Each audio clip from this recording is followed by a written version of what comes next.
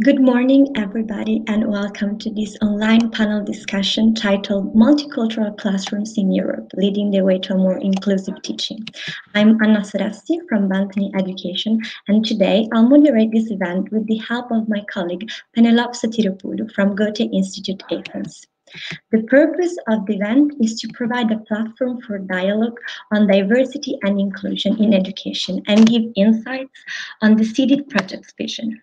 CEDIT, which stands for Supporting Inclusion and Diversity in Teaching, is a project co-founded by the Erasmus Plus program, Key Action 2, and the Goethe-Institut, and carried out with the support of our wonderful partner organization, the Goethe-Institut of Athens, which is leading the consortium and to which we owe special thanks for the organization of today's event. Thank you. Bantani Education and Matera Hub, who co-organized this event, Par University College, Marino Institute of Education, CCS Digital Education, University of Athens, Go Lagere Tuverflut, and Go UNESCO School Kokelberg. We are broadcasting today on YouTube and Facebook, so welcome to everyone joining us there. In the chat, you'll find a link to the CEDIT website. Please register for the newsletter if you wish to stay up to date with the project development. Thank you so much for joining the CEDIT inaugural conference, and let's kick off. Today, we'll be joined by academics and education experts from universities and organizations across Europe. Our first speaker is Tita Kesari Ernst, education specialist from the UNICEF Greece Country Office. Next, Michele Senici, education director from the NGO Stile Rise. Then, Dr. Rory McDade, lecturer in sociology of education, director of research, coordinator of the Migrant Teacher Project from Marino Institute of Education. Last but not least, Vasiliki Katsomaliari, CEDIT project coordinator from Goethe-Institut Athens. At the end, we'll have a Q&A session. So if you have any questions, don't hesitate to pop them in the comments at any time. My colleague Penelope will collect them and ensure they get to the speakers. Thank you again for being here today. And I'll now leave the floor to Dr. Petra Koppelmeier, Deputy Director of Goethe-Institut Athens. Thank you, Anna Sorassi. Welcome to the CEDIT inaugural conference. I'm very happy to know that the interest in this international project is remarkable, and I'm glad to see that so many people around Europe are now participating in this conference. Though we all need face-to-face interactions and we hope for continuing our activities soon with real encounters, the digital format gives us other opportunities. And I'm really delighted that we can spread the word and the awareness of our project today to a broad audience. I would like to give a special welcome to our speakers who have already been presented, and a very warm welcome to all the representatives of ministries and institutions who are with us today. It is of crucial importance for us that CEDIT is not something that remains in the hand of educational specialists, but also reaches out to policymakers.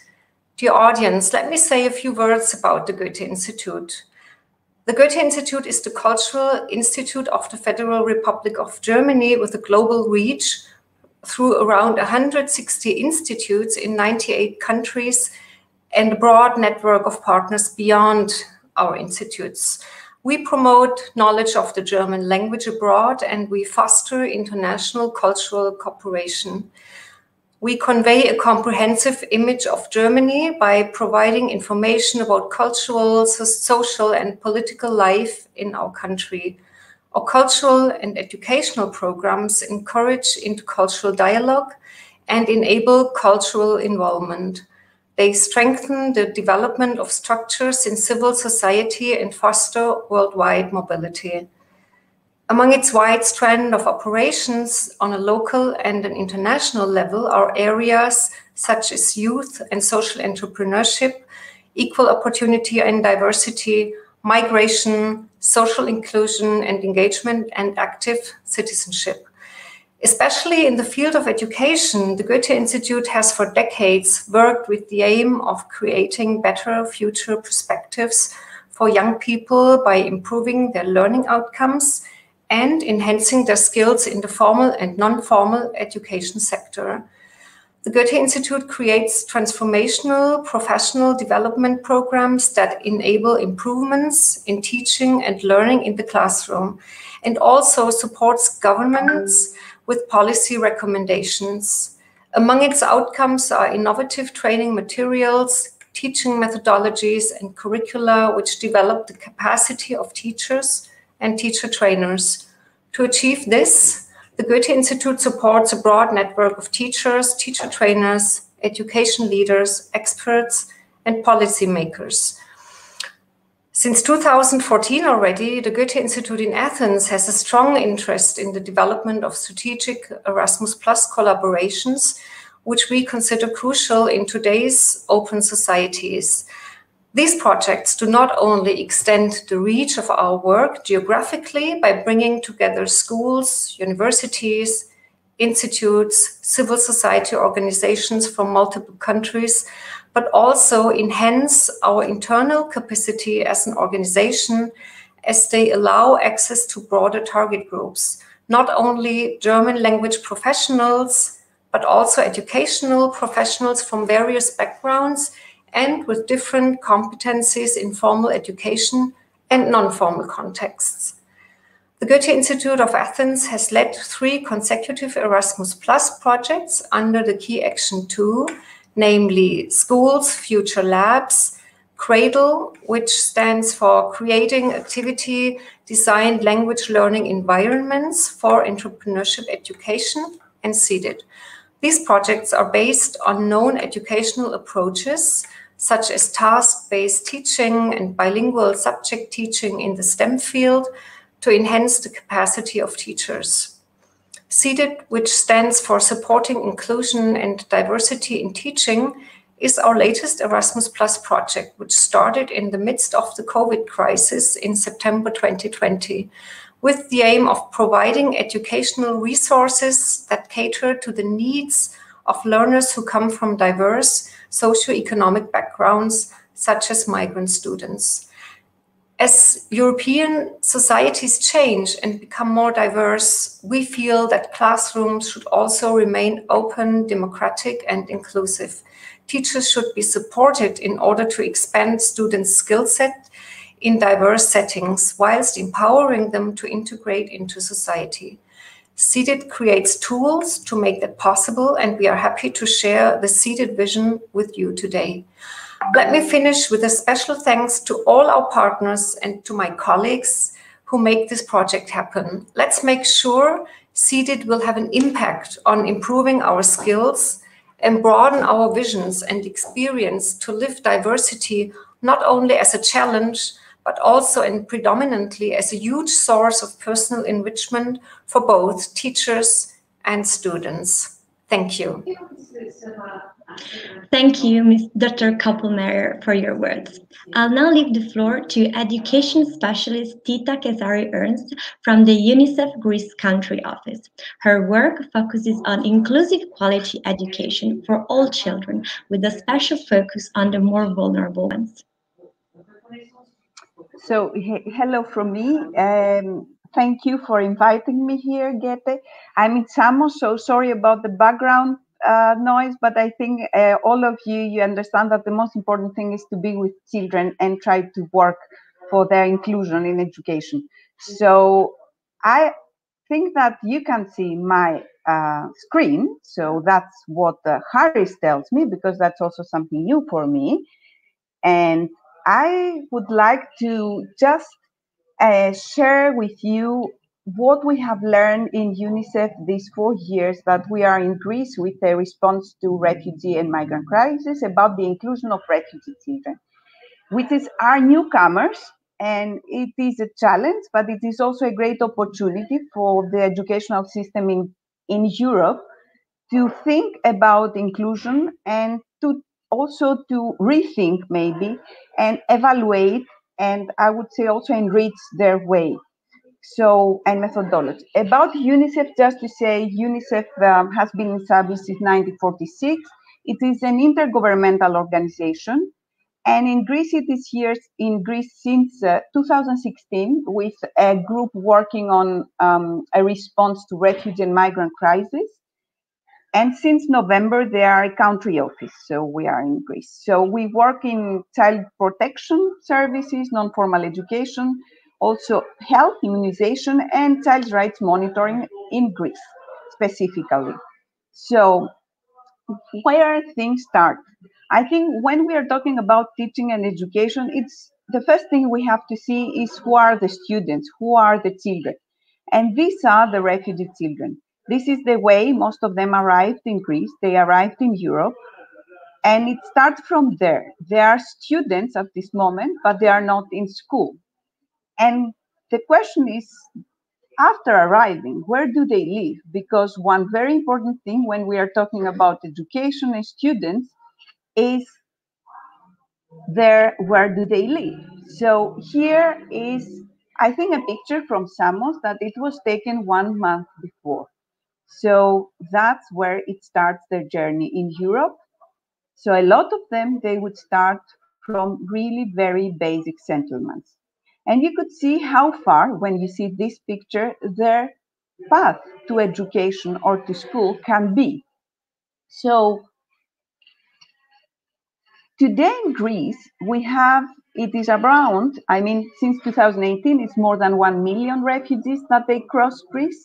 And Greece continued to be not the country of destination. So today there is around 130,000 refugees, and we have to think that that means that if we think about students, potential students, it is around 30,000 children.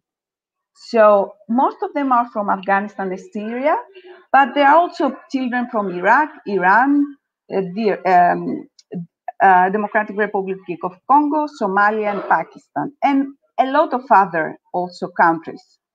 So based on the Ministry of Education, today around the 43% of the children is in school. If we see so their access, because that's the first step, we will see this is an assessment that was led by UNICEF last year, and we could see that things have not changed. Due to COVID, I must say that we have not seen big changes. Actually, we saw more barriers when it comes to attendance to school. But when it comes to enrollments, it's pretty much the same. So if we just look at it, what we see is that what did happen in Greece, and it's very interesting, is that the enrollment of children is very much affected from where they live. So if they live in the islands of North Aegean, you could see here the enrollment by rate, this yellow one, the percentage is 3%. If they live in refugee reception and identification centers, this is RIC, also it's at the bottom of the green, it is also 2-3%. And here we are talking about the islands of Lesbos and Samos. It is very different if they live in Crete, where we have small communities in cities, or if they live in Thessaly, which is exactly the same situation. And it's also very different if the type of accommodation is a shelter for unaccompanied children. This is the first one. UAC is unaccompanied minors. So, or if they live in, let's say, areas where there is more support from teams, from non-formal education and child protection teams. So this shows us that even if children arrive, even if, let's say, they move from the islands, even in this situation, it's not taken for granted that they will be in school. I just want here to show you, Attica is the region of Athens. In the region of Athens, we have the biggest amount of population of refugees in Greece, but the rate of enrollment is not so high, it's 63. Which show us how difficult it is, how many children are out of school at this moment. So why? What are the challenges? So the constant flow of the families inside and outside Greece is a challenge. Is it the first time that something like that happened in Greece? In a way, yes and no. Why yes? Let's say yes, because we didn't have, it's there are populations who are moving, like the Roma children, but for this group also, Greece has not, let's say, it's not great, the result. There are also the same amount, about 50% of Roma children out of school, and mobility flow is one of the issues. So that's an issue. The other thing is no. Why I'm saying no? It's not the first time that in Greece and generally in Europe, we have migrational moves or groups of newcomers, let's say, such as Yasa. It happened in 90s in a great scale in Greece. Actually, the number of children, migrant children, integrated into Greek school and included in some cases, I must say, has been much bigger than the number that we see today of the refugee children. What was different, and we will see that, was, I think, the mobility in this case. And also that these children came in a more organized way. We have the issue of congestion, that's the issue of Athens, that this population goes in some areas, and the urban plan has not, let's say, planned and foresee their coming, so the placements are not enough. We have a lot of restriction and things that have to do with the migration politics. So the geographical restriction from islands to mainland, which was what it came after the EU-Turkey agreement, and has very much affected the access of children to school. In Greece, there is also the issue of limited resources. The school system has been very much affected by the financial crisis, and there was a lot of cuts. So when another crisis happened, the refugee, let's say, and migrant crisis, there was two crises at the same time when it comes to schools.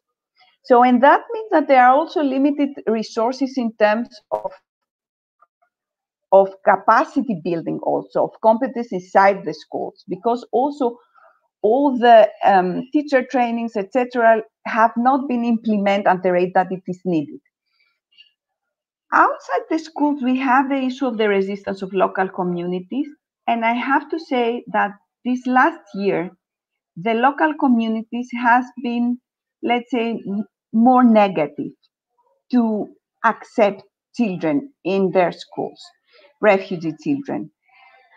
So that also in some areas it has been extreme. So we have areas where children have not been in school or out of school for a year now. And the main reason was the reaction of local communities.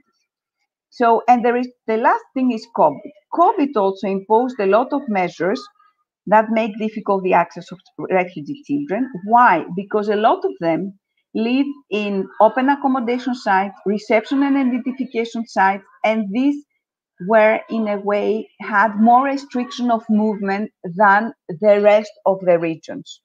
So that was some of the issues. But if we go now to some more educational, we go a bit in the direction of the classroom. We must have in mind that refugee children are not an homogeneous group. We are talking about group with different languages coming from different school systems. And I think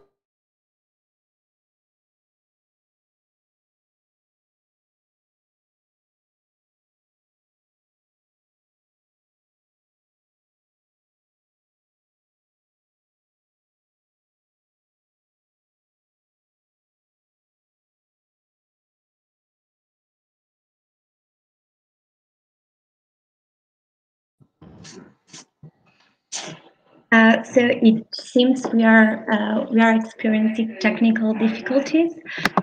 So maybe let's give 2 minutes to Tita to see if she can get back on stage.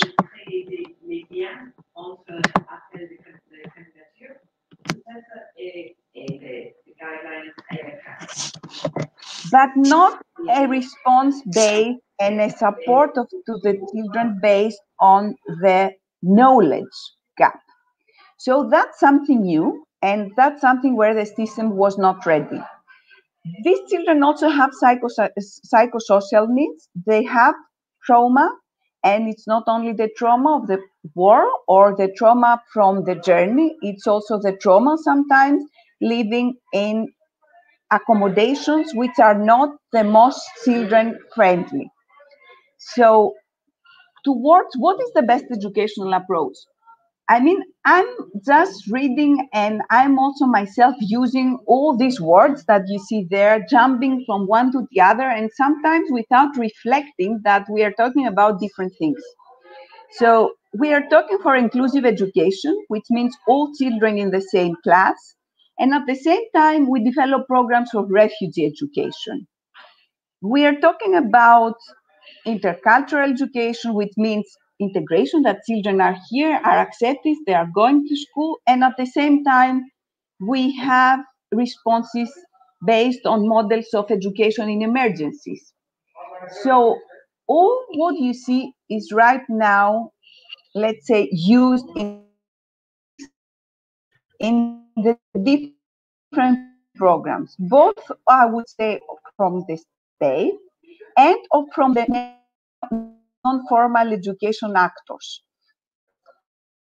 So I think because in the process of learning in Greece, and that's what we have produced also in Greece, in UNICEF, and we see that it works on the ground, it works in the class, it is good for the children.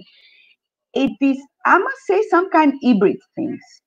Is methodologies that put together things from coming from, models of supporting, like the zones of educational priority, the reception class. I think in most of the European countries there are very similar approaches, and at the same time have them in the same class and have also non-formal education, which is much more based in more psychosocial, let's say, approaches. That's what we saw, that it is better when the children, we use all of this approach in order to reply to their needs. And that, I must say, we could see it also in the state response, just to be very exactly. How the Greek state responded. There was new approaches. We have I must say, the best practice is these refugee education coordinators, which are teachers deployed to facilitate the access of children in schools. They act as mediators between the schools and the communities, even with also in open accommodation between the managers, the directors of the accommodation, between the health actors and the schools. So they really try to put all these dots together in order to facilitate the integration of the children in schools. And they are teachers. I mean, actually, there were most of them, they were maybe in a class last year, and now they are in a camp trying to find solutions for these children. Reception classes is not something new. It was used before, but it is extremely used. And what now the Greek state tries to do, and we very much support them, is to add to let's say, not focus only on the linguistic integration, but also in accelerated learning programs so that the children could gap their knowledge. We could respond to the knowledge gap. And there was also the creation of reception facilities for refugee education for children living in open accommodation sites, which actually was a way to have the children in the school, not together with the others, so on the afternoon or in a different classes. But, and the reason was because there was not enough of space in the area where the children are. So it is, let's say, a way to bridge. It is a way to bridge and create a way to include children in the mainstream program. So that was the main responses from the state. From UNICEF side, we are here, we have non-formal education programs to support children, both in preparing them for school and also while they are in school with the homework support. We provide technical support generally for non-formal education, and also we coordinate with the ministry at this level. And we had a very, let's say, successful program of interpretation for education, which I hope it will start again. We had also training for teachers in how to include refugee children and how to work in multicultural environments, and the accelerated learning program. Just to go a bit quickly, so I will just give very quickly some material that it was produced, and that's a direction that we found that it's very successful in a system like the Greek system, is to support with new toolkits or materials, because more or less the system and the structure are there. So it is a way to enrich and develop things more based on the needs of this population. And we are talking about material that they can be very easily used in classes, in mainstream classes, as part of differentiated learning or as part of multicultural activities, or generally for team building and social emotional learning for all. So this toolkit, the toolkit piano, hide and check, I think is in English, the word. What is interesting about it is that we try to combine social emotional learning with learning Greek.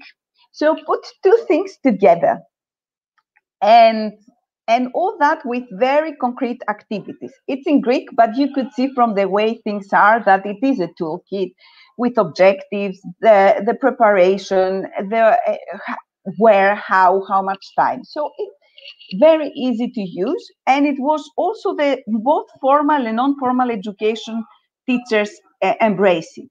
Then another program, which again mixed things, so it's a bit hybrid, is our accelerated learning, and it's not program so much. Again, it's a material.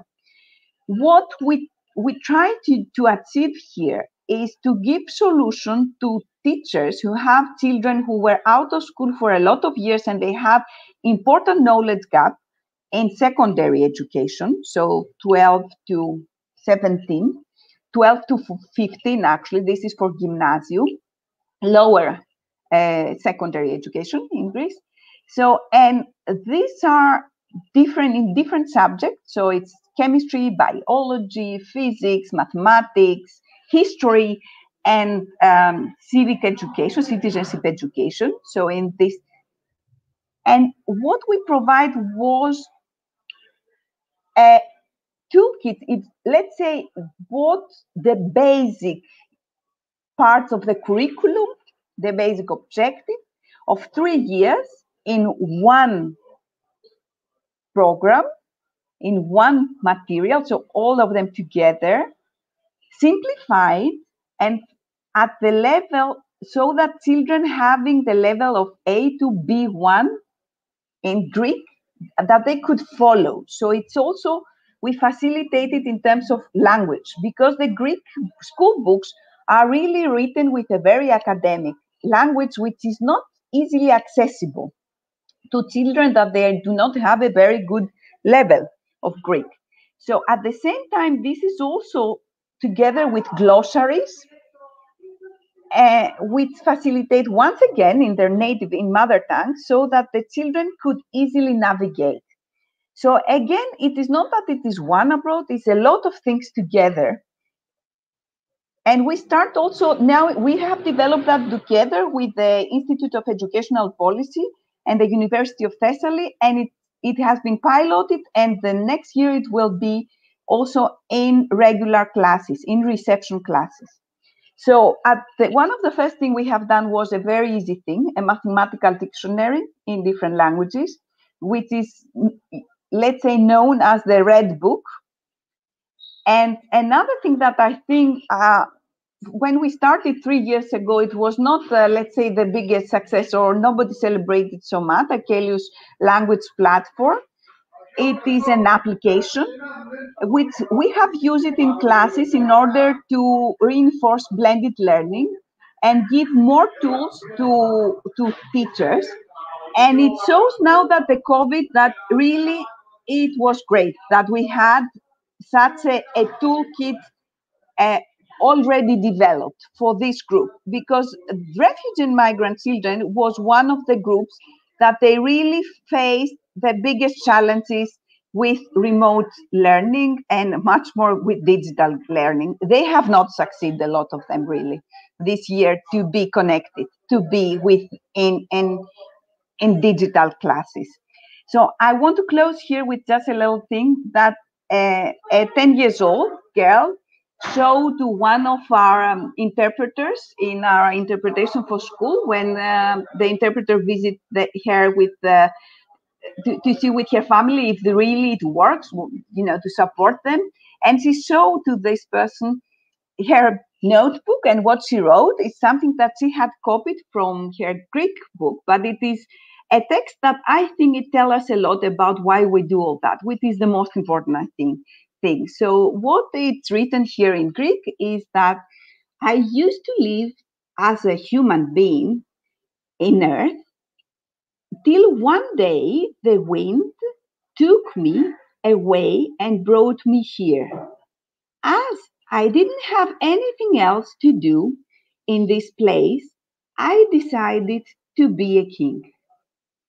And I think that that's the most important thing for these children, is to help them to develop their potential and be the king from their self. Thank you very much.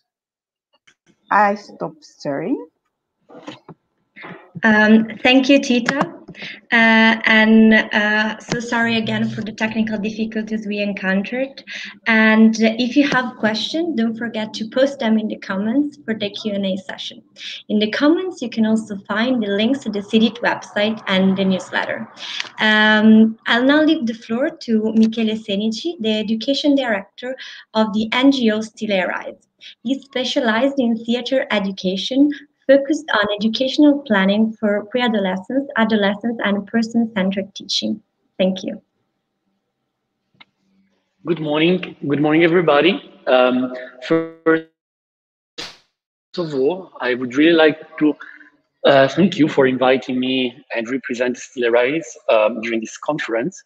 It's a great pleasure.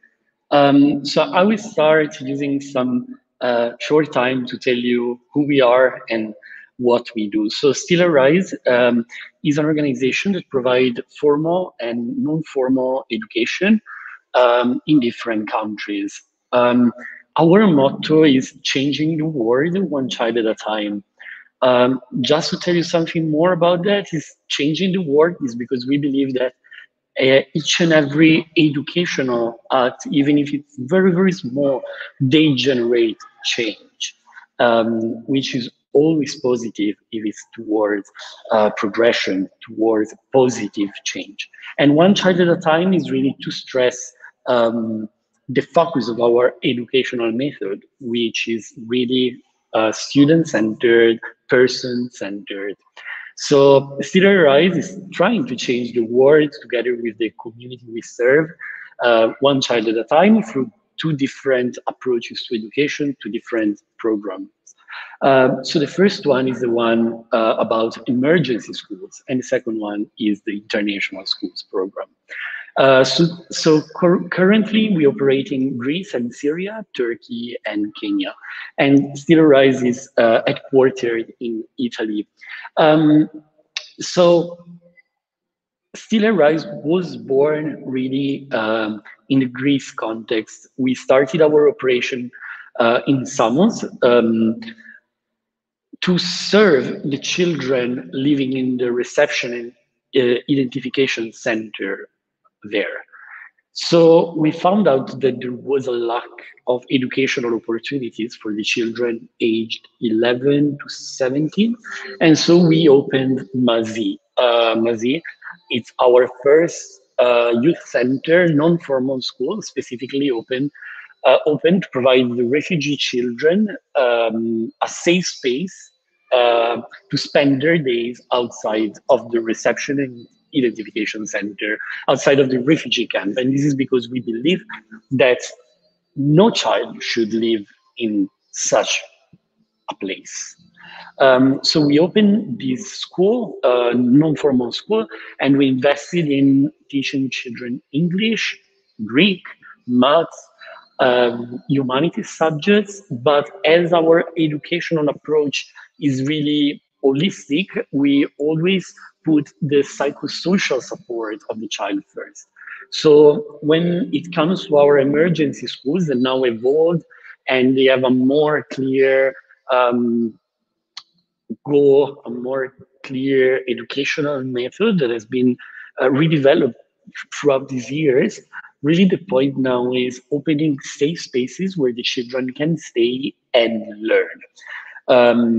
So learning is for us really the way to grant these children, our students, their rights to happiness, their rights to peace, to justice, and so on. So in Samos, and same very similar in Syria, what we do, we welcome our children in our center. We provide psychosocial support, learning experiences, and also we provide and try to answer to the needs, their needs and the needs of their families. So hygiene needs, nutrition, and so on. So really, through the experience we developed in our emergency schools, we have decided that maybe it worked to try and bring our intervention one step forward. And so we developed the international schools methods that is currently fully implemented in Kenya, Nairobi, where I am now, and Turkey. In Turkey, to be honest, we have opened our center last years, and then COVID started, and so we had to close. But our goal with the International Schools Project is really to bring the high quality, best quality education to refugees and vulnerable children. So if the emergency schools programs, they are really specifically thought for refugees, internally displaced people, our international school program welcome both 50% of our children are living in the area, and 50% are locals, vulnerable children. So Still Arise is based on three values: independence, transparency, and efficiency. Independence in the sense that we are independently founded, and we strive to have a full operational independence. So we do not accept financial support from larger organizations, governments, or international institutions. We strive to be as transparent as possible and to build really one-on-one relationships with our individual donors. And efficiency, and this is really our main goal when it comes to operations on the ground. We really work and we really try to work to answer the needs of the community we serve in the best way possible in a short amount of time. So I would like to use the example of the international school program that we are implementing in Nairobi, just to tell you a little bit more on how our educational method that was born in a non-formal context has evolved to serve the purpose of founding a formal international school.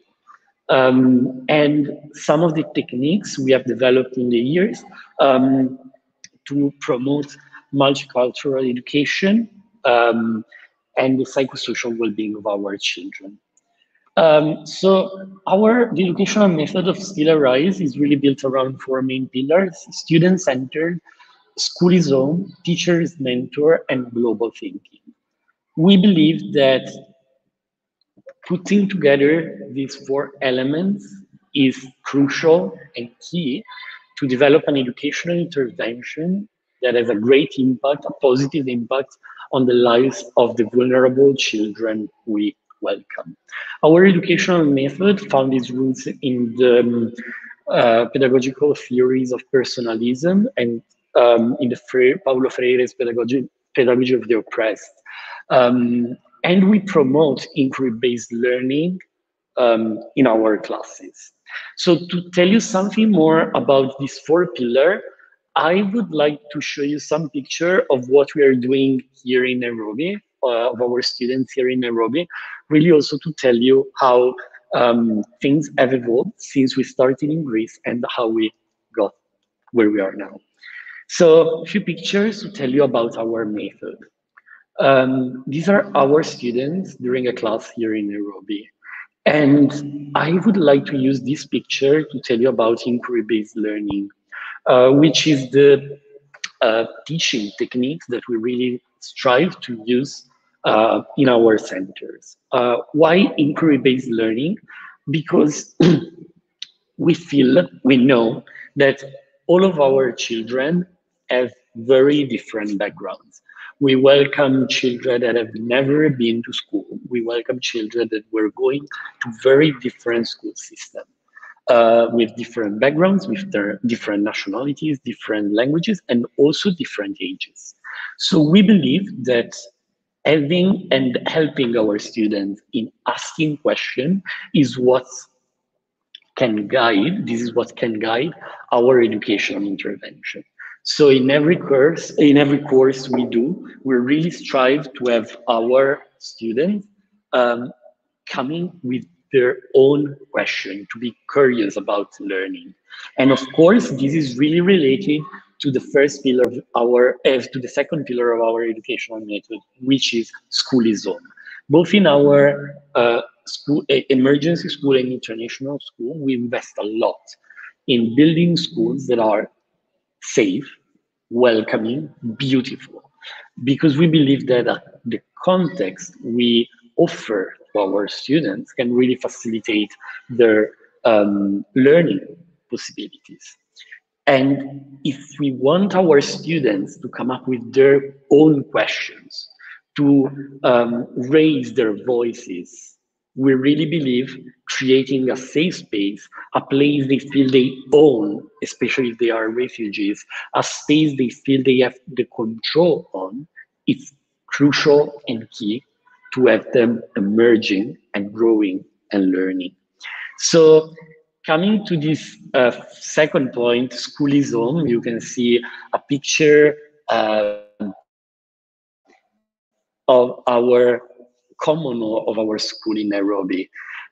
As I was saying, we really try our best to make the spaces that welcome our students beautiful and spaces where children feel part of. This is not about architecture, but it's really about education. And this is because our students in Greece, they are living in a refugee camps where rats are biting them, where they cannot access toilets because they are too dirty and too unsafe. And in Kenya, in Nairobi, of course, the reason is different, but the context is still so terrible. When the children come to school, if we want them learning, if we want them feeling safe, protected, loved, the space needs to tell something. And I feel that many times, unfortunately, educational institutions are not really taking care of this part, which is crucial, is the starting point. Then, as I was saying, four pillars. The first one is student-centered, and this is really the first one, right? And I would like to use this picture below with Ellen, one of our English teacher, and Khalid, one of our students. So you see a tablet in Helen's hands, and this is because we had to close our school here for some weeks because of COVID, of an unexpected lockdown. What I would like to tell you about Rise and this and how we strive to implement a student-centered approach is really that, of course, we can just say, oh yeah, we had a lockdown, so we have 140 students, and so we distributed 140 tablets in 10 days. Well, amazing for stats and for reputation. But what I would like to stress is that we invested a lot of hours to follow up in supporting one-on-one our students in learning how to connect to remote classes and digital learning. And the same has been done in Greece since the beginning of this pandemic. Even if our students live in a refugee camps and nobody has provided this refugee camp with opportunities for connectivity or remote learning, we went for the most simple thing in order to keep in touch with our students one-on-one and to make sure that all the students enrolled in our educational institution in Greece, they were learning even if far apart. And so we basically had our staff in Samos going to a telecommunication company and charging and buying SIM cards for our students and putting airtime there so they can call us. And we were purchasing data in order to call them on WhatsApp. And we started a broadcast list program on WhatsApp to disseminate materials, readings for learning. This for us means one-on-one approach, and this translates also, of course, in trying and answering the learning needs of the students in class. But as we strive to implement an holistic approach to education, it really means calling our students by their names. Putting all of our effort, investing in having child protection officer in all of our programs, and having a database where we can keep track on the information of all the single students we welcome, from medical condition, mental well-being, needs, situation of the family, and getting to build a relationship with the student and the family or the guardians for the good of the child in order to be effective and to respond to the needs of these people in a very short amount of time in the best way we can. Teacher is a mentor, and in the first picture, you can see Biti, one of our sport teacher, and Naomi, one of our students. They're playing board games. This for us is what should be happening in formal and non-formal education. And let me say that non-formal education was really the place, the time we learned how to have teachers, educators that become mentors for our students. It's true that to answer the educational needs, especially in the Greek context, we need guidelines, we need materials, we need toolkit, we need governmental decision, we need funds, of course. But first of all, we need human beings, we need people, we need adults, we need educators that are passionate, that are okay in spending their days not writing something on a whiteboard, but taking care of the students they have in their class. And when I say taking care, I don't mean saying, how are you? Or I don't know where you will be tomorrow, because maybe tomorrow you will be in another refugee camps, or you will be back to Turkey because of a pushback. But people that welcome these children and try their best to create a life pathway for these children. We don't know how long they're going to stay with us, but all the educators, all the teachers in our center, they commit themselves 100%, not just to teach English or Greek to our students, but to learn them, to support them in learning what they would like to become, what they should be studying to become what they want, how to make their dreams come true, how to survive with the background that they bring with them in a present that is terrible, where nobody's supporting them, but how they can rise. So our name Still Arise is really is from a poem of Maya Angelou, and is really about resilience. But still, like her, I rise. And yes, this is what we believe. Even like we strive to do our best. All of our staff, all of our teachers, they strive to do their best to make our students dealing with their backgrounds, their present, keeping future in mind, not to lose faith and hope. And the last point is global thinking.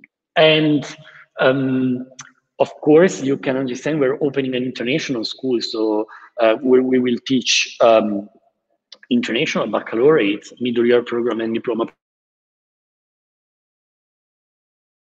or this kind of setup, right? So the one of an international school, but it's also true for children in Aldana, Syria, where we operate. children in Samos, Greece. And this is because our children are migrants. They come from the different backgrounds from the one they are now, and probably they are willing to move to some other places in the world. So, of course, we invest in teaching them the local language, the local culture, but we never forget that these children have resources with them and the knowledge of very different culture. And probably they should be ready to face the world challenges tomorrow, because it's not obvious at all that they will stay in Greece, they will stay in Kenya, they will stay in Turkey, they will stay in Syria. So our curriculum, especially for the international schools, and especially when it comes to humanities, so history, geography, really strive to communicate the children information that are not topics, but skills. So if it comes to history, not the specific war. If it comes to geography, not the specific place. But can we give the students the skills to understand different wars, different crises, different places, different contexts? So even if they're going to leave our emergency school in 3 months, they've not just learned Second World War, but they have the skills to go and study by themselves all the wars that have happened in history, because we don't know where they will be tomorrow. So to finish my presentation, I just wanted to say something more on some tools and some strategies that we use to promote inclusion and multiculturalism in education. So as I was saying, we use inquiry-based learning, as we think that inquiry is really the key to accommodate and to facilitate learning from people and children that comes from the very diverse background. But we use inquiry-based learning not alone, but together with differentiated instruction.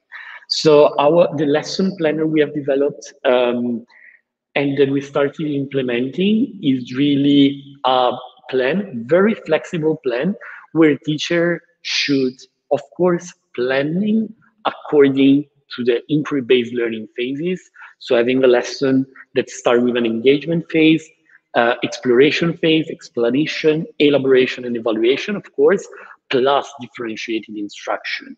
So how can we change timing, content, and resources for each and every child that is in my class for this lesson? And this is because we must acknowledge that we have visual learner, that we have kinesthetic learner, that we have auditory learner, and some other nuances, so many other nuances, and at the same time, we have students with very diverse backgrounds. And if we want to really welcome them and achieve in education, we cannot forget that education is made by people first, so our students first. I know that there is a lot of things. I was clear enough. I know there will be a Q&A session at the end. So I will be happy to answer more questions about Stellarize and our operation. But if anyway, like stellarizengo.org is our website, and you can find there more information about our operations and our vision. Thank you so much. And thank you, Michele. That was really interesting. And let me remind you once again, as Michele did, to post your questions in the comments. I'll now leave the floor to Dr. Rory McDade, Director of Research in Goethe-Institut of Education. Dr. McDade's research contributions include work with refugee and asylum-seeking children, young people in Ireland, racism and linguicism in schools, and teacher diversity. Thank you, Anna, and thank you to Vasiliki for your invitation to participate in this really important session this morning. Thanks to all the team working on CIDIT, to Harris and all the team working on the event this morning. I noticed a lot of hard work has gone on to pulling this together, so well done to everybody. Tita has presented us with a really insightful, I think, important overview of the complexity of the current situation, and the material on the numbers of children, for example, who continue to be excluded from schools is really important for us to consider. And thank you to Michael for setting the bar for us around teachers that are passionate and caring, who will help all refugee and asylum seeking children to make their dreams come true. I suppose what I will try to focus on is the education of migrant children in school systems, and how we support teachers to be those types of teachers for asylum seeking and refugee and migrant children. I'll first of all going to start with some interrogation of the EU policy and practice context within which we find ourselves. I'm then going to look at one particular component of that, elements of integration, super diversity, and then transnationalism, and the challenges that those concepts might pose for us as educators and for policymakers as well. We'll then get into a little bit around what are research-based practices in this field, and what do we know about what works well. And I suppose we'll end up with a little bit around the interrogation, a particular important piece here around the interrogation of teacher positionality and who our teachers are in the context of this work. Yeah, that's kind of outline where I'm hoping to bring us for over the next 20 minutes or so.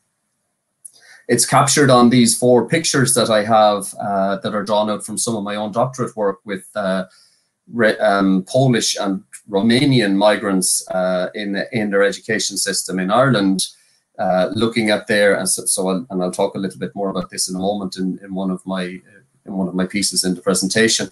But it's particularly, I suppose, drawing out their work around the focus that they give to teachers, who we have encapsulated up here with Miss Reynolds up in the top part, the role of schools down here on the bottom left, the interaction, the social interactions, and their experiences of discrimination based on linguicism and racism, and how that's captured here in this middle one.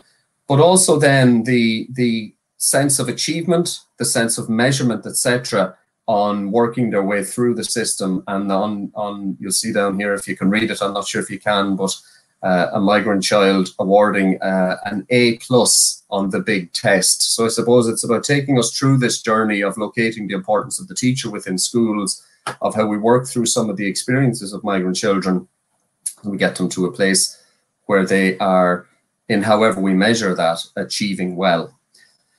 So if we'll first start, I suppose, around European Union policy and practice in this area. So 2015 paper published in the Educational Review by one of my colleagues in Trinity College Dublin, Daniel Fass, along with Hagesturiou and Angelides, makes the argument that in recent decades, European Union institutions have become a supranational player in education, with school-related issues shifting from a small concern to a major focus of their activities. Now, this is evidenced through a number of policy documents and initiatives. For example, in 2016, the Commission launched its action plan on the integration of third country nationals. This clearly outlines that education plays a crucial role in guiding refugees and other migrants from third countries in adapting to new country and culture, as well as in establishing social relations within host communities. And the 3 priorities for education identified in the action plan are to integrate newly arrived migrants into mainstream education structures as early as possible. And we see how that contradicts with some of what Tita has spoken about just now. To prevent underachievement among migrants, and to prevent social exclusion and to foster intercultural dialogue. These concerns can be located in broader European Union concerns with the right to quality education.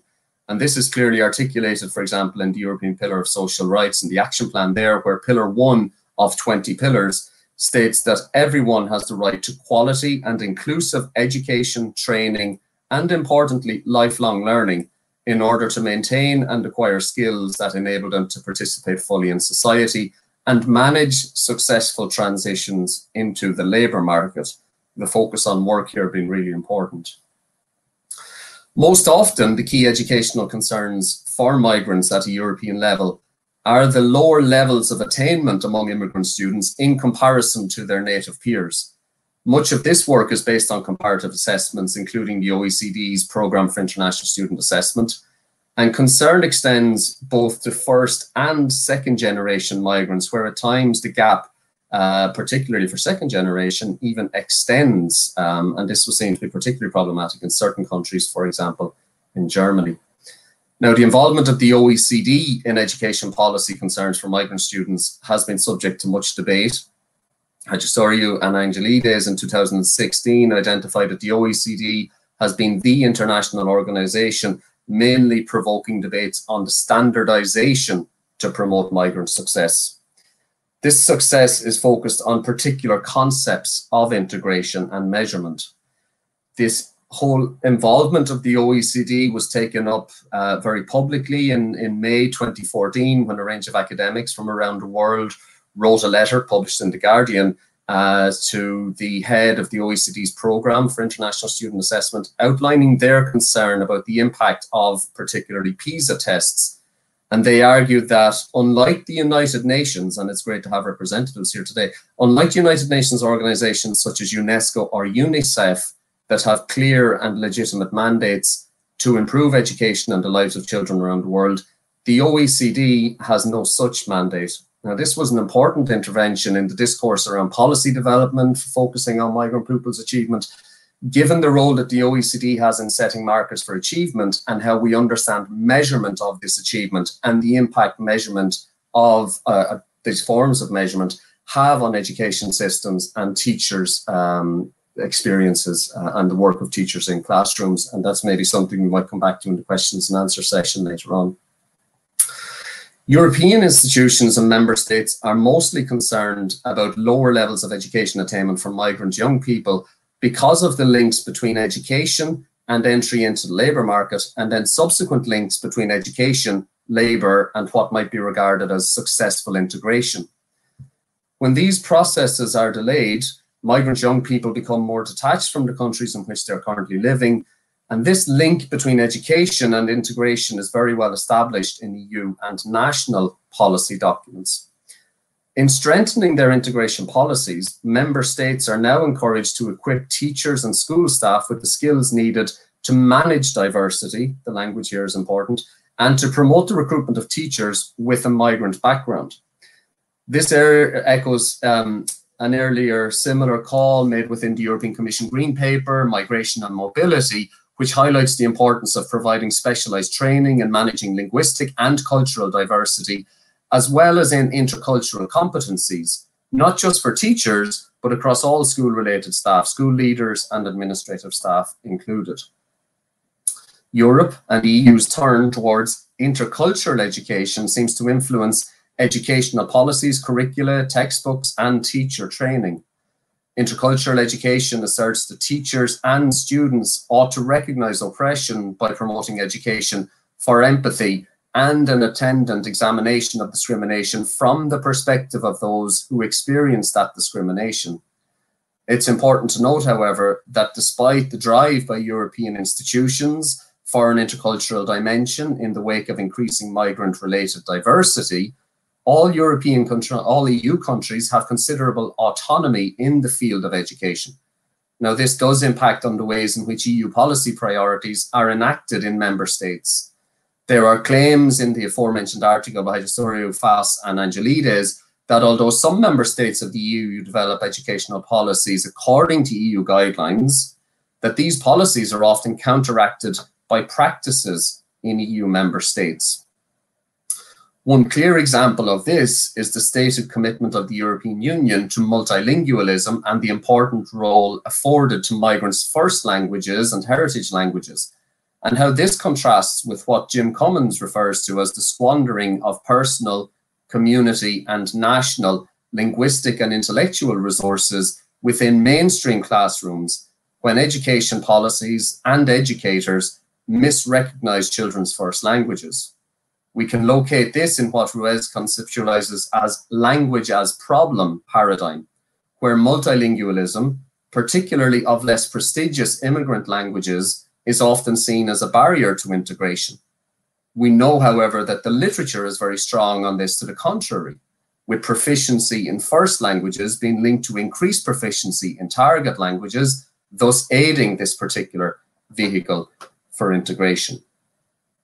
If I might turn briefly to linking this integration and education and thinking that through in terms of ethnic and linguistic demography, which is becoming really diverse, in 2007, reflecting on what Martinello in 2004 had described as a diversification of diversity, Stephen Vertovec critiqued the one-dimensional appreciation of contemporary diversity. He made the argument, reflecting on contemporary Britain, that significant immigration brought with it not just an increase in ethnic diversity, but added multiplication of significant variables that now affect where, how, and with whom we live. He coined the phrase super diversity to capture this new reality. Some of these additional variables include differential immigration statuses and their attendant entitlements and restrictions of rights, divergent labour market experiences, and then the intersectionality with gender, age, sexual orientation, religion, ability, etc. It's the interplay of these factors that he refers to of this notion of superdiversity. Now, he's quite clear that the variables of superdiversity are not in themselves new, or indeed are many of their relations and correlations. However, he makes the point that it's the emergence of their scale that has produced these multiple configurations that now calls for this new conceptual distinction of superdiversity. Among the many challenges and opportunities that he recognized within these new superdiverse societies, one is particularly relevant to the education community, and that is of transnationalism. Now, it's true, of course, that immigrants throughout, particularly the last 150 years, have maintained contact with families, communities, and organizations, both in countries of origin and in destinations. And there are a few more robust examples of that than the Irish emigrant communities, who maintained really strong ties and links with the culture and religion from where they had come. However, the presence and availability of technology and reduced telecommunication and indeed travel costs facilitates an enhanced transnationalism, which substantially transforms several social, political, and economic structures and practices among migrant communities. Now, I had a small glimpse into this world back in 2000, the late 2007, 2008, when I was conducting field work for my own doctoral work with Romanian and Polish-speaking children in schools in Ireland. As part of the work, we established a trilingual literacy camp and explored issues of linguistic identity through the creation of dual language texts. On one of the days of the camp, it became apparent that the children had collaborated the previous evening outside of the camp using an online messaging site and had moved on the content of their dual language book significantly. In further conversations with these children, they described how this was a core element of how they communicate and engage with friends and relations, and indeed asked if they could share the digital version of the final book with grandparents and cousins in Poland and Romania. This was something that had never occurred to me in the overall planning of the work. The question for policymakers and indeed educators across Europe is, how do we recognize this reality and facilitate it and support it in the context of education? A bigger question, which also pertains to this concept of transnationalism, is where do concepts of assimilation and integration sit within this reality for many migrants attending our schools? With the forced increased emphasis on the role of technology in teaching and learning in our schools as a result of the ongoing global pandemic, this reality has probably taken on an even more pronounced role in the lives of some of the children, at least, that we work with. And these challenges to concepts of space and place, already strongly pronounced through globalization, will have to inform many of the responses to policies and practices in our schools, particularly oriented to integration as they are. Whatever the answer to these two questions, some of the answers will be situated within what we already know about high quality teaching and learning for refugee and asylum seeking children. And Michaela has already given us a beautiful insight into many of the magnificent approaches that underplay and underpin the particular project work that he is involved in. The recent work of Claudia Kohler and Jens Schneider is important here in pointing the ways in which national education systems across countries of the European Union should best work with migrant and refugee populations. They make the argument that the significant increase in inward migration since around 2015 mean that we're not in a position to conduct important empirical studies into what works best. And they argue in favor of basing our education policies and our teaching and learning on well-established research studies undertaken with previous migrant groups across Europe, albeit understanding that there may exist significant differences within these populations. In other words, what do we learn specifically from international comparative studies about what helps immigrant students succeed? According to Roxas Afruja in 2019, the work of teachers with refugee young people is complex and complicated by many factors. These include, and some of these have been brought out by Tita previously, unresolved trauma, interrupted patterns of schooling, and importantly, an ambivalent or worse context of reception by public schools in the countries of reception. While these observations are for the most part accurate, I think it's also important that we don't always pathologize migrant and refugee and asylum seeking young people as victims, especially when that position might obfuscate the resilience and capitals that they may possess. And we know also that this leads to a lowering of teacher expectations, which then lowers the educational trajectory and the educational journey for many of those young people. We do know that schooling works well for migrant young people and their families and communities when there is an intentional commitment to learn more about refugee young people and their families, when there is a holistic approach to the education and the well-being of the students, when we identify and see strong school leadership on these issues in our school systems, and when there's an emphasis on inclusion and a provision of resources, time and attention to the learning and social emotional needs of refugee students.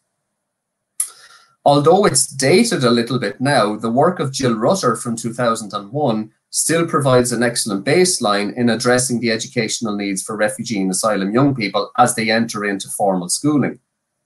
And Rutter breaks these down according to a number of different areas. We don't have time to engage with all of them today, but I'll just refer to how do we bring and admit refugees and young people into our school systems? What are our points of contact? What information do we gather? And how do we facilitate those initial steps? How do we provide high quality language learning in the target language, while also facilitating and ensuring proper recognition of children's first languages? How do we address psychological and emotional needs?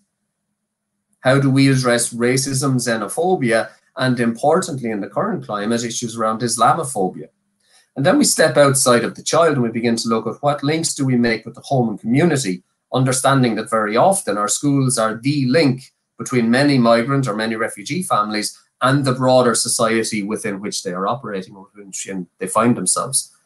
And then there are particular needs for separated children or unaccompanied minors, and Jill Rutter provides very strong help with that. We have an excellent project working on that in Dublin through our education and training boards, which are providing excellent support for unaccompanied young people who find themselves located in Ireland.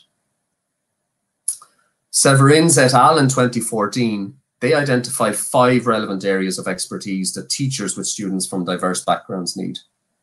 They need to have a solid understanding of language development.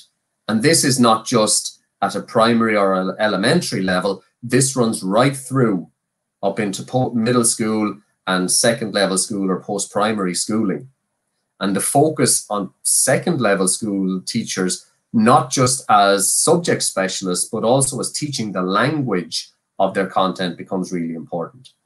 They need to have a solid grasp of pedagogical strategies that work well with populations. They need to understand the importance of social interaction and how identities are formed, and the importance of ethnicity, language, etc. for migrant students' own identity. The importance of maintaining parental and other community involvement, and then situating the school within broader migrant communities, how that's important. In relation to education careers, so not just about bringing students into schools, but maintaining and keeping them in schools, Kohler and Schneider argue that perceived discrimination is a strong negative predictor for becoming disengaged with one's school career. Now, I prefer to use the terms linguicism, linguistic discrimination, of which I mentioned a little earlier, and racism here. I think we need to name what we're talking about. Osler argues that national education policies that address migrants and refugees are generally silent on Europe's history of racism and racialization. And as a result of that, she contends in her own words that national education policies that purportedly promote justice are unlikely to succeed in realizing inclusive and cohesive citizenship if they acknowledge changing demographics, but then they neglect everyday injustices and Europe's role in the history of racialization and racism. Now, while we must absolutely look at the structural components here, it's also important that teachers are encouraged and facilitated to turn this lens in on their own positioning regarding minority ethnic and minority language students in their classrooms, and then with regard to parents, families, and communities. One of the key concerns of many teacher educators in this field over the last 2 decades has been how to work with teachers and student teachers to examine their own unearned advantages. From a critical justice focus on concepts of class, gender, and sexual orientation, we are most concerned with race and ethnicity. Much of the examination of these advantages by majority ethnic teachers has been underpinned by the work of Peggy McIntosh in her slim but seminal work, White Privilege: Unpacking the Invisible Knapsack. Now, a significant volume of work exists on how to utilize this publication in teacher education in particular. While it's not possible to explore all of these works, one of the key points made in relation to many of the publications is the reaction of predominantly majority ethnic students when they are challenged through reading this work. What Hussein refers to as white privilege becomes a taboo topic because it's completely new or unknown to them, and therefore it's safer to avoid the topic. This links in tightly with Tatum's work in this area, where students themselves, an initial teacher education, reflect and defend the meritocratic approach in functionalist societies and reject any arguments that that problematize identity or that problematize inequality, and certainly reject the notion that they are somewhat complicit in these. Leslie Margolin is critical of McIntosh's work and the way it has been taken up, arguing that white privilege pedagogy does not make teachers more willing to take action against racial inequality, but makes them complicit in this.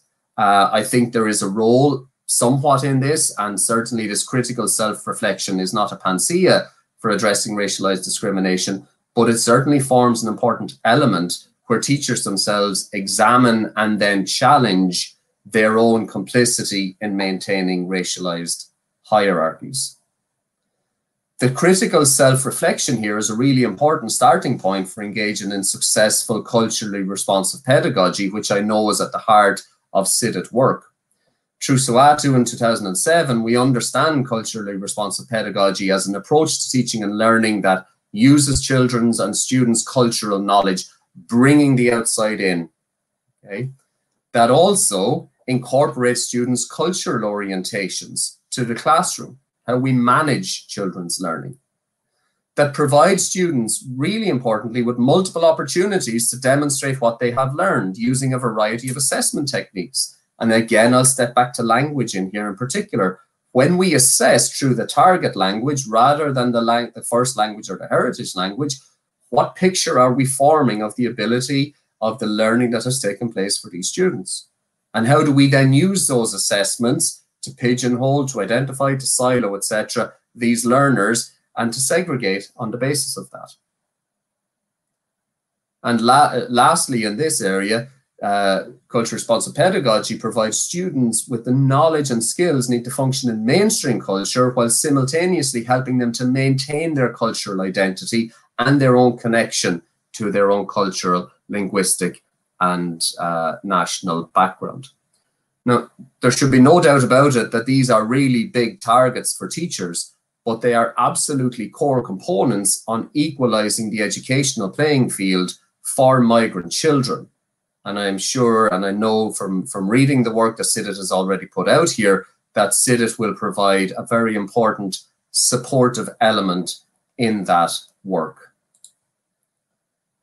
So that is my presentation for today, and I'm very happy to take any questions following on from that. Thank you, Rory, for your valuable insights. I'll now leave the floor to Vasiliki Katsumaliari, CIDIT Project Coordinator from the Goethe-Institut of Athens, who will tell us more about this wonderful project. So thank you, Anna, and hello from the Goethe-Institut in Athens. I would like, first of all, to thank our wonderful speakers, Tita, Michael, and Rory, for being here with us to share their contributions and their unique experiences, and also for their very human approach, as I also read in the comments. So I am the last one to speak, so I will try to be very short and to the point to give some time for the Q&A section, that is the last part of the discussion. So before speaking, and they say a picture is worth 1,000 words, I would like to give you a small taste of the CIDIT program through a brief video that we have created with our partners. The video shows the vision of the program from within the classrooms where the CIDIT methodology has been piloted during this school year. And I really hope that you enjoy it. See you in a while.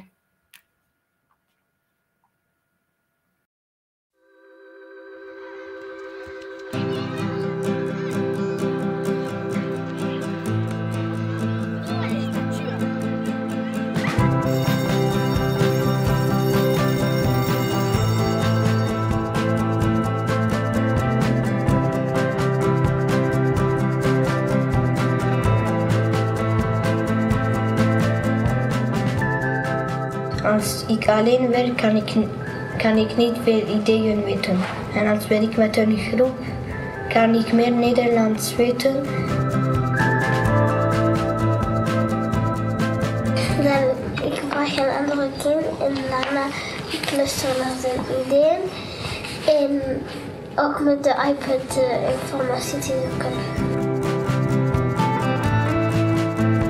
In our school, we like to have student-led projects. They do things themselves, they participate in choosing the lessons, and they communicate a lot with each other.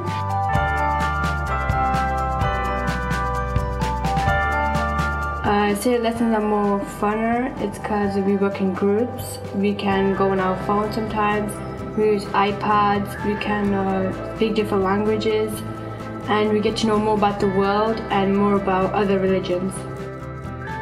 We engage ourselves to student-led project work based on the principles of inclusive education, such as participation, interaction and communication.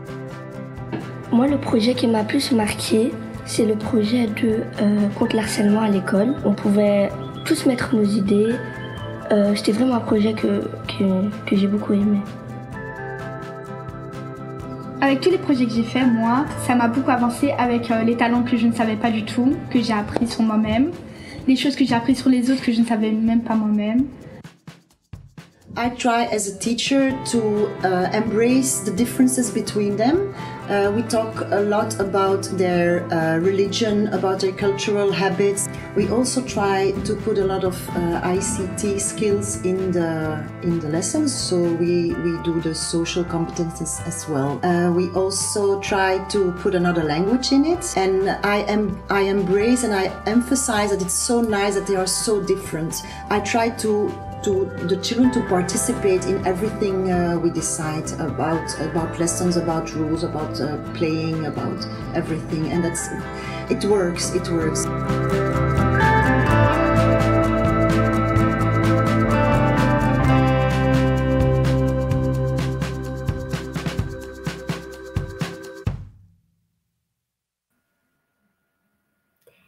So, hello. In the video we saw students like Aram, like Brisam and Nimra speaking about their experiences with CIDIT. I really hope that you liked it. As you know, as their names, are very indicative. The students come from Pakistan, from Morocco, from Syria. but also from Europe, from Spain, Italy, and other countries. And they all go to the same school in Brussels, in one of our project partner schools. So multicultural contexts like the one we just saw are not the exception anymore in Europe. And we need to realize that. So schools become more diverse, more open. And inclusive practices are necessary so that we can welcome children with different backgrounds. Either this is ethnic or cultural or religious or language even. So yeah, next slide, please. So I would like to raise a question here. Why is inclusivity so important? Why are we here today to speak about that? So inclusive classrooms provide a better quality education for all students and are really instrumental in changing discriminatory attitudes.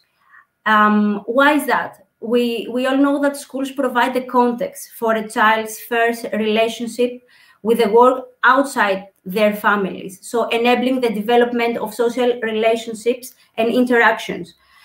Respect, understanding, as mentioned in the video, grow when students play, when they communicate, when they learn together. So when education is more inclusive, so are concepts of the social inclusion, like civic participation, like employment, like community life. At the same time, ourselves as teachers, our desire should always be to reach all of our students for the purpose of learning. So leaving no child behind. This is a slogan that I'm sure that you're aware of. So inclusive education does that, and even more than that, it values the unique contribution each student brings to the classroom. In that way, every child feels safe to express itself and has a sense of self-belonging. So the stated premise is that inclusion within the classroom is the first step for students to acquire the skills needed to integrate in social groups and into society as a whole. Our vision is to create inclusive classrooms where students will be able to participate at, to interact with each other, to communicate with each other, while at the same time they will be developing their skills. So yeah. Next slide, please. So how will CIDI do that? The project supports teachers who are working with primary school-age children between 8 and 12 years old, regardless of their background or their abilities. The more inclusive, the better, actually. So the tool that CIDI partners will create embrace all students, and at the same time, they focus on the development of their language skills, and also the transversal skills, meaning the skills that are crucial to social inclusion, like learning to learn, participation, critical thought, media and digital literacy, and entrepreneurship. These skills are the so-called life skills. I believe that you are familiar with the term, especially in the non-formal context, and refugee education we use that a lot. And they are, these life skills are related, let's say, to problem solving, to personal responsibility, to social responsibility, to curiosity, to communication, to cooperation between themselves. So this is why they're truly important. CIDIT in that way responds to the need of teachers to be able to teach life skills to diverse groups of students, ensuring that every student is included in the classroom activity. So in the next slide, we have the 3 outcomes for formal and non-formal settings. So through CIDIT, we will create a practical handbook with lesson scenarios, which teachers can use at any given point. We will also create a physical and online teacher training course that will promote effective and innovative teaching practices, which will be based, of course, in the handbook. Policy recommendations for the transferability of CIDIT, including a review of teacher competence frameworks, which will be very interesting. And all these outcomes will be, as I mentioned, adaptable to both formal and non-formal contexts and in multiple countries.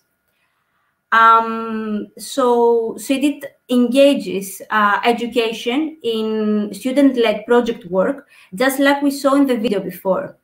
So our educational method is based on Universal Design Learning Principles, UDL, another term that I'm sure that you have heard. Meaning the various avenues for student engagement, for representation, for action, for expression, which will eventually allow teachers to deliver their teaching in a way that is adapted to every individual, to every child in their classroom. So our approach, the CIDIT approach, rests on task-based, student-centered, and explanatory learning. At the same time, the teachers will be able to embed content and language integrated learning clearly. It was mentioned before by other speakers, by Rory, by Tita, and by Michele. It's really important actually in refugee and migrant education, so that by embedding CLIL, students will be able to acquire language skills and increase actually their understanding of languages as a tool for communication in subject-specific settings. So let's move on to the more, let's say, practical aspects, to the next slide. So the project, the CIDIT project, will run for 3 years. So it started in September in 2020 and will go on until 2023. The resources that we are going to produce will be easily accessible in our website and our newsletter. You can receive them, and it will be free for all educators to use in their classrooms. So far, what have we done during this school year, the 2020 until 2021? Our partners have created and tested the toolkit, which is one of our project outputs. So the final product, as I mentioned, is a handbook with sample lesson scenarios. Is being finalized as we speak and will be available on our project site after June. During the next school year, at the 2021-2022, we will be providing a 40-hour training course to primary school teachers that work in diverse classrooms, and aiming to support them, to support the implementation of the CIDIT toolkit inside their classrooms. So the training will be developed and delivered by the project of these partnerships, of course, that are the teacher training professionals. So it will be provided in a physical and also online form, which will be very interactive as well. We at least aspire to do it as interactive as possible. And we really hope that we'll be engaging for both teachers to train themselves and both for students who will receive this. So in general, our resources will be suitable for all education professionals who work with children from diverse backgrounds, meaning pretty much everyone that works in refugee and migrant education. During the course of the project, we would like to create a community, ideally, of teachers who will be able to use these CIDIT resources in their teaching, and hopefully will find the materials interesting and really useful. So if you try them, please let us know. We really hope that you find them useful. As the last part of my presentation today, as a last remark, let's say, in the next slide, I would like to show you a photo from one of our CIDIT classes that took place this year in one of the partner schools in Brussels.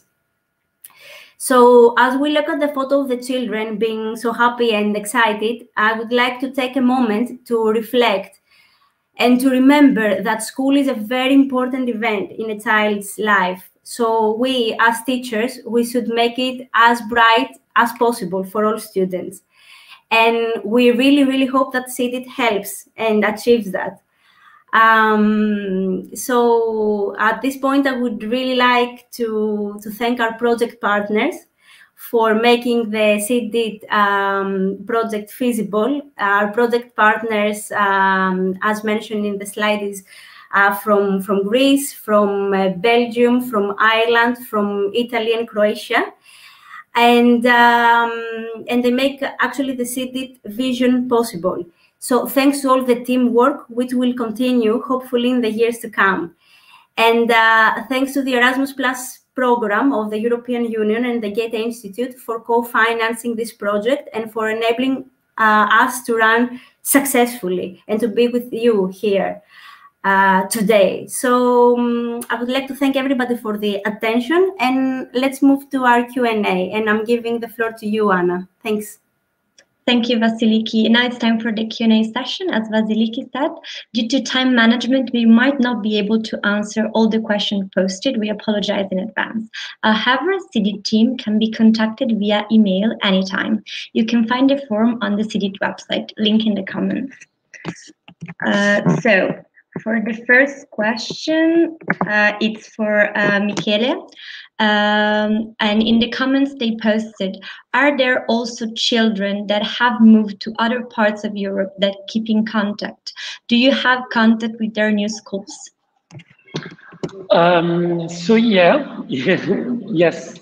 Children that moved from Asie to other places in the past, I would say we are in touch with them.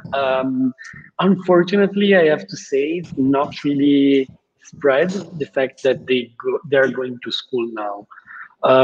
We keep in touch in very informal way, and it's tough for vast list of different reasons. They lost their phones, they changed their number. But yeah, we are in touch. What we are trying to do, and I think we were really thinking about that before COVID, then with COVID, other issues emerged, so we postponed it a little bit. But I think this is a very crucial point for education for refugees, was really to strengthen a lot what we give the students when they leave Mazi. So normally we provide a kind of informal certificate where we try to list down the skills and the level of language they've reached according to a more formal test. And yeah, we were in the process of trying and developing a more structured way of communicating those skills, but then other things emerged. But I think this should be something we keep in mind, all of us, while we discuss about education for refugees. And of course, many times it should be informal, non-formal, but still I think we can come up with a way where we communicate skills and outcomes reached. Okay, thank you, Michele. And the next question is for Rory. In the comments, they say, many thanks, Rory, for the insight on these background studies. Does Ireland include these insights in their teacher trainings?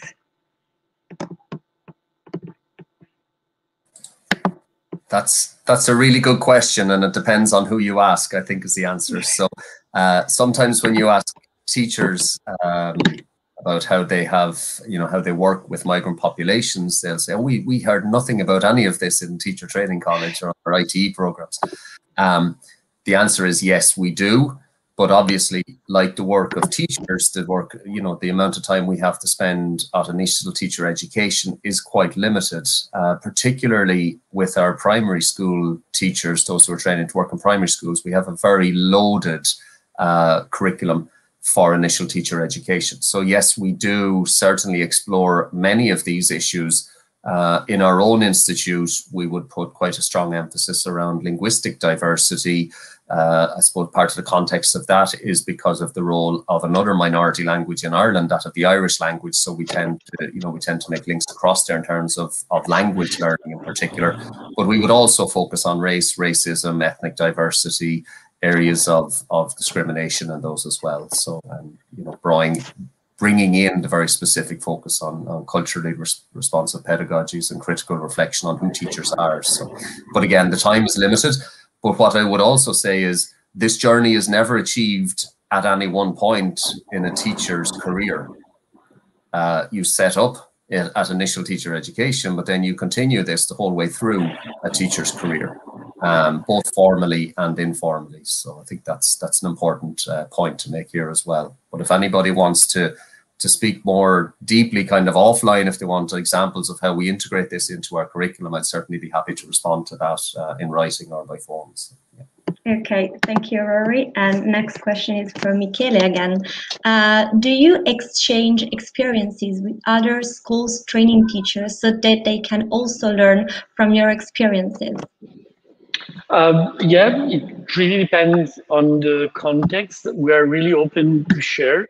We're not doing it formally now, so we don't have a platform or something. But yeah, we have different organizations we work with in the different countries where we operate, that we share information, knowledge, ideas, techniques. For example, in Kenya, this Saturday, our school principal, we will go and do some teachers training on inquiry-based learning to teachers of a group of children's home, for example. So yeah, definitely, we have never really shared, like, let me say, formally online a platform or something.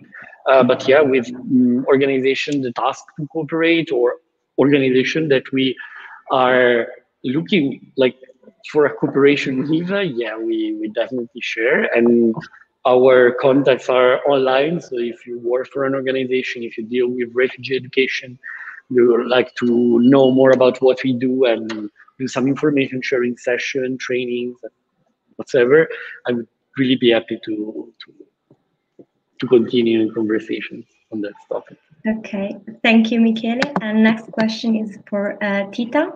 Do you feel that the narrative around inclusive education in Europe has shifted in the last years more positively or negatively?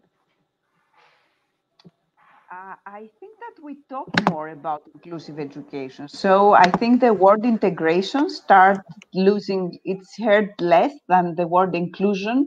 But I think when it comes to what's happening in classes, not so many things change. I mean, the change is from integration to inclusion is not reflected on classes, or it's not even about classes, it's about school, because inclusive education means about how the school sees itself as part of a community and how children participate with their families in this work. So it's good. I think it's very positive that probably because also the countries, they also try to respond to the SDGs. You know, the fourth is inclusive education. So, and we talk about inclusive quality education, the UNICEF and UNESCO as well. There is this shift, at least on this part, on the programs partly. But no, I cannot say that I feel that really it's a yes. I cannot say it. I'm feeling very sorry, but I see in terms of educational practices, at least in Greece as well, things that they are going in both directions.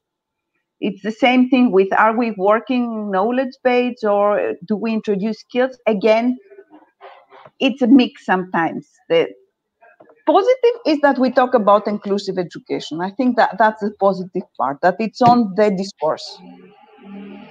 Okay, and thank you, Tita. So sorry, but I think we are running out of time now. So this is the chance for some final remarks.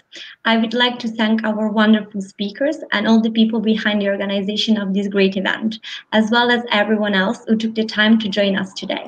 And now I'll leave the floor to our project coordinator for some final remarks. So thank you, Anna. I think it has been a great panel discussion, and we really hope that you enjoyed it as much as we did. So thanks to our experts' insight, we had the chance to learn more about the inclusion of migrant and refugee children in today's multicultural context all around Europe. We would really like to thank them once again. And we sincerely hope that the CIDIT's vision for a more inclusive classrooms will have a positive impact on the life of students across Europe. It remains to be seen, of course. So we would like to thank our speakers and everybody else who took the time to join us today at this discussion. So if you're interested in staying up to date with the CIDIT's project development, please visit the website and register to the newsletter. The links are in the comments. So thank you again and goodbye.